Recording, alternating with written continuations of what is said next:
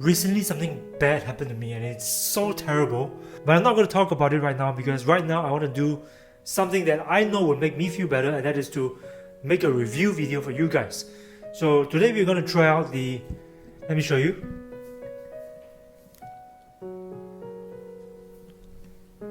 The JBL Bar Studio. So this is going to be quite interesting. I'll be running through a few test tracks, hooking it up to my TV, and we'll see how this performs. And maybe at the end of the video, I will tell you what happened. But for now, let's unbox this thing.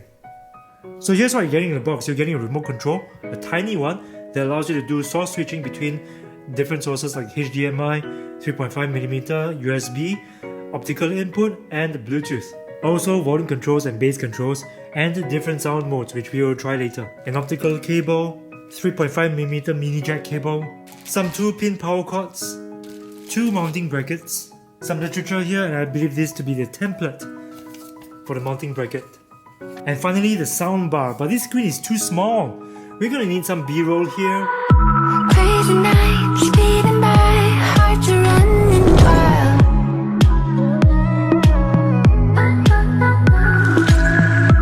How to fly, purple skies, gotta ride that high. The setup process was super simple. I took less than 10 minutes to get everything hooked up properly. I connected it to my TV, I connected it to my power socket, and that's it. As you can see, it's just one piece, very slim, very neat, just the way I like it. No cables lying around. Well, part of it is because I'm a stickler for cable management, so I made sure to hide all the cables behind my TV. And if I don't want to use the remote control, I have buttons on top that lets me switch it on and off, do my volume controls, as well as switching of sources, which is pretty much everything I need to operate this soundbar. My only gripe is that the soundbar is a little bit too tall, so that it sort of blocks the IR sensor of my Sony Bragi TV. But that's not so much of a problem for me because I just have to raise the remote a little bit and angle it downwards to switch on my television. But overall, I like how it looks. Let's try out how it sounds. Okay guys, so for the purposes of this test, I'm going to use some copyright-free content because I don't want to get my video demonetized, so no choice there. But before I head into the test, I'm going to tell you about some of the Bar Studio's specs. It's got 2 times 1.5 inch tweeters and 2 times 2 inch woofers, it says here on the website. And in total, the Bar Studio outputs a maximum of 30 watts, which is quite typical of a speaker of this size. And I have used an optical cable here to connect to my TV because apparently my TV does not support any sort of HDMI audio output. But that's because I purchased my TV in 2014. So if you own a TV that is newer than mine, say you purchased yours in 2016 or later, your TV probably would have HDMI ARC, which passes the audio signal back through the same HDMI cable. Okay, so let's begin.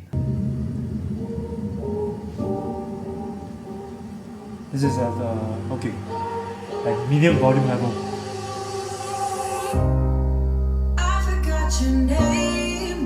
Wow.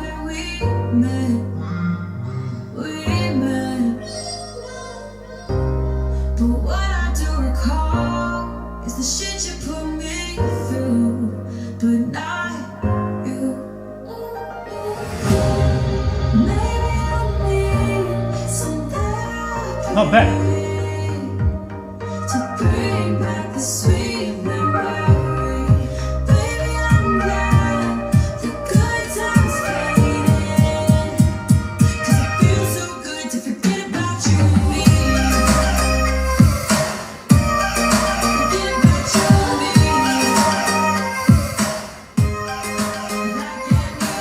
Okay, let me just pause this.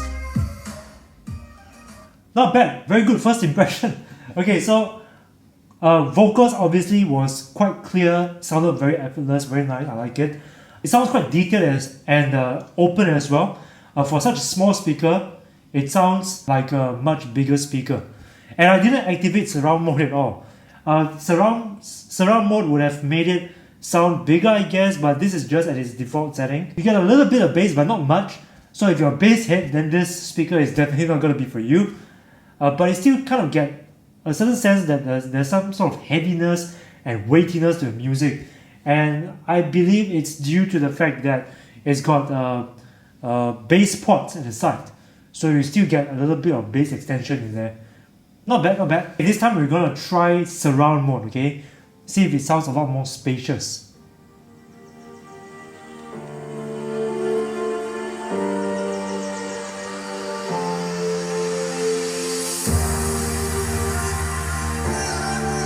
Okay, let me activate surround mode.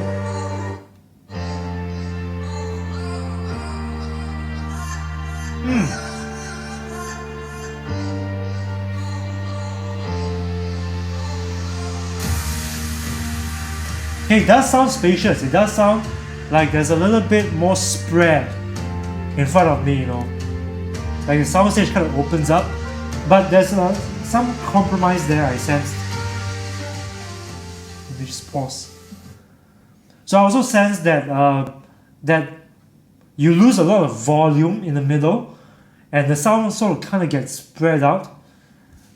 And hence, I think if you're watching movies with a lot of dialogue, you kind of sense also that your vocals will get a little bit more airy and spread out as opposed to focused in the middle. Let's maybe try something with vocals now. Maybe a video clip. Alright guys, so for videos we're gonna play this. Sorry, I have no choice because I don't want my video to get any copyright strikes. Okay.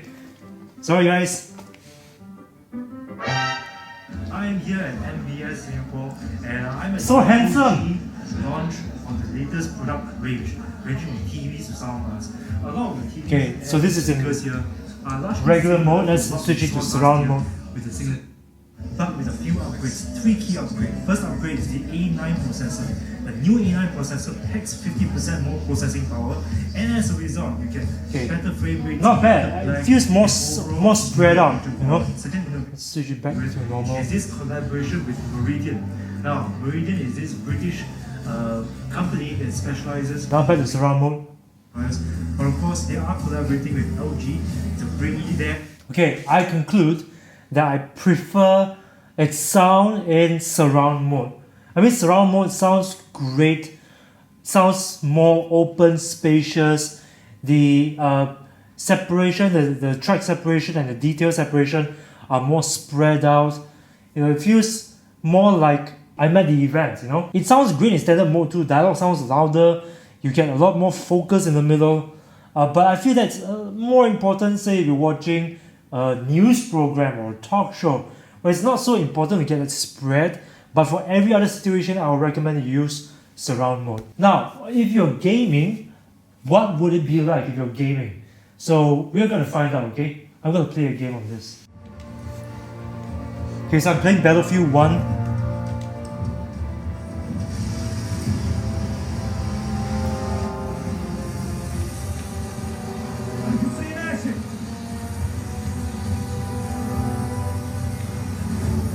Okay, let me destroy an enemy airship.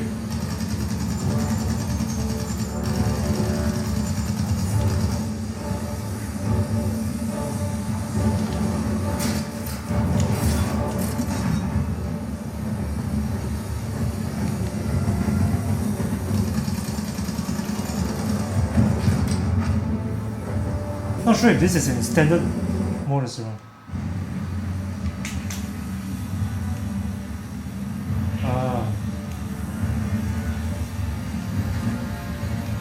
Okay, I realized one more thing.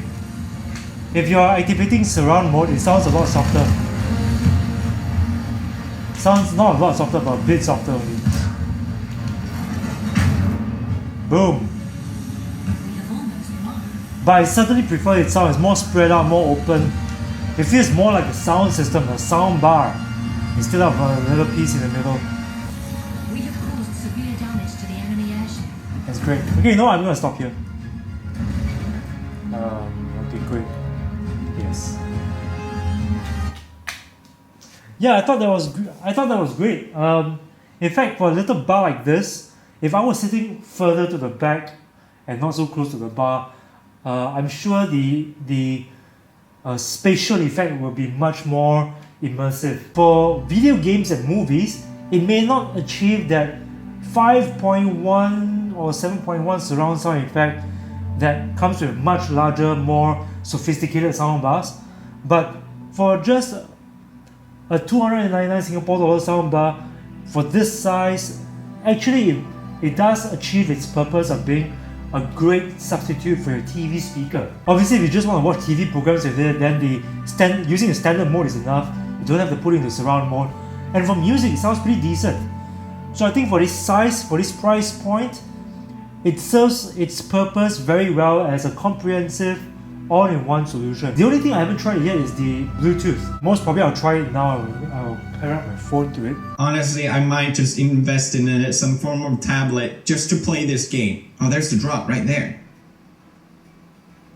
I feel like I have such an advantage just playing with headphones. Like, these kids don't know what's happening. Okay, we're still in the circle. I don't know how many people are left. It's actually not bad at all. It sounds like a really big Bluetooth speaker. I'm thinking maybe a slightly bigger and more open sounding version of the JBL Charge 3. It also pairs up quickly. In terms of audio video lag, there wasn't much. There was only just a little tiny bit, like 0.01 seconds, barely noticeable. But I'm pretty satisfied with this Bluetooth performance, not bad. Right, so I've tested music with this, I've tested video games, Bluetooth streaming with it. I can see conclusively that the Bar Studio is a very capable soundbar for its price point of 299 Singapore dollars. I mean, like, you can't get any portable speakers at that price point with this kind of performance, let alone a soundbar. And it's got multiple connections, HDMI, 3.5mm optical input. So it's got a pretty comprehensive suite of features. My only gripe is that so apart from the height of the soundbar, which I mentioned before, the indicator lights are just total crap.